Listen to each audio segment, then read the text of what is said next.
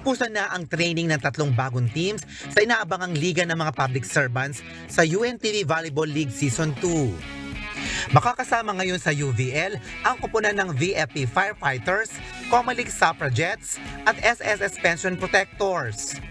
Ayon kay VFP Firefighter Head Coach Tindale Labado, nag-focus ang kanilang team sa pagpapalakas ng stamina at endurance na kanilang mga manlalaro. Sa umaga, jogging po, tapos meron mga physical conditioning, tapos yung skills enhancement pagdating na po sa hapon, tapos sa last part po, minsan doon na po nangyayari yung mga tune-up games sa ibang teams po. Based po sa assessment po namin, since po nang start na magkita-kita po kami, tapos nitong huli po na tune-up games, malaki po yung pinagbago sa mga players. Malaking tulong po yung rigid training po talaga. Ina-expect din po kasi namin na yung ibang mga teams po ay talagang pinagandaan din po. So, lahat yun, dinevelop namin yung stamina, yung skills nila, lahat po yun kasama po sa iniready po namin sa mga players. Ayon naman kay Comelec Suffragettes Head Coach Ricky Marcos, pinag-aralan nilang mabuti ang tamang galawan ng depensa sa court at kung paano umatake ang kalaban. Binabalik ko lang yung condition nila. So, binabalik ko sila sa basic, kung paano receive ng volleyball, kung paano pumalo. Siyempre, nandun yung sistema kung ano yung gagawin naming mga strategy sa mga games namin. Pinopokus ko sa kanila siyempre yung depensa. Pinaka-importante kasi yung depensa sa paglalaro ng volleyball.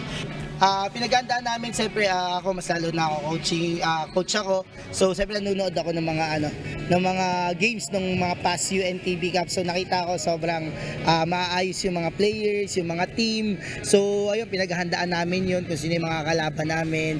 So far lahat ng team sa UNTV magagaling, maayos. So ayun yung kailangan namin paghandaan. Isa si Chanda Lea Manlapit ng Comelec Suffragettes na first time maglalaro sa UVL Season 2. Ito ay ang liga na may pusong handang tumulong para sa kapwa. Maganda siya kasi 'di ba nai-enjoy mo yung ginagawa mo at the same time nakakatulong ka. So maganda yung advocacy nitong UNTV na to kasi hindi lang siya puro laro. So yung mga teams din dahil alam nila na meron silang matutulungan, magpupursige kami para maibigay namin yung para dun sa charity na talagang tutulungan namin. Bago ang tournament ay nagkaroon ng tune-up games ang mga bagong koponan nitong nakaraang Pebrero.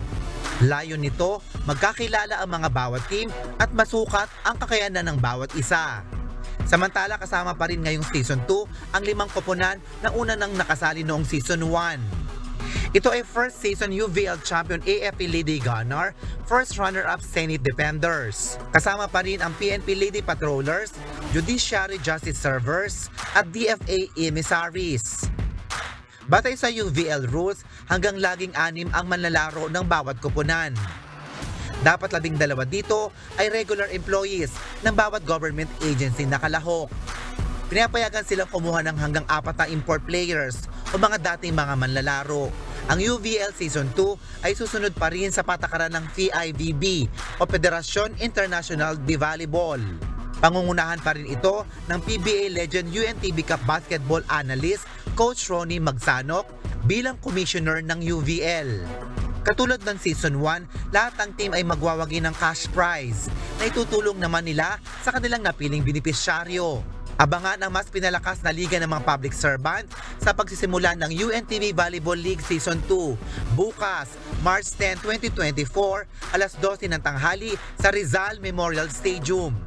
Matutunghayan ang bakbakan ng AFP Lady Gunner at PNP Lady Patrollers sa opening game ng alauna ng hapon. Susundan naman ito ng sagupaan ng Senate Lady Defenders at Judiciary Justice Servers alas 3 ng hapon.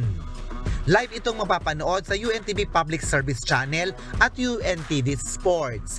Hari Ilagan, UNTV, News and Rescue, Diyos ang aming sandigan, serbisyo publiko ang aming pinahalagahan.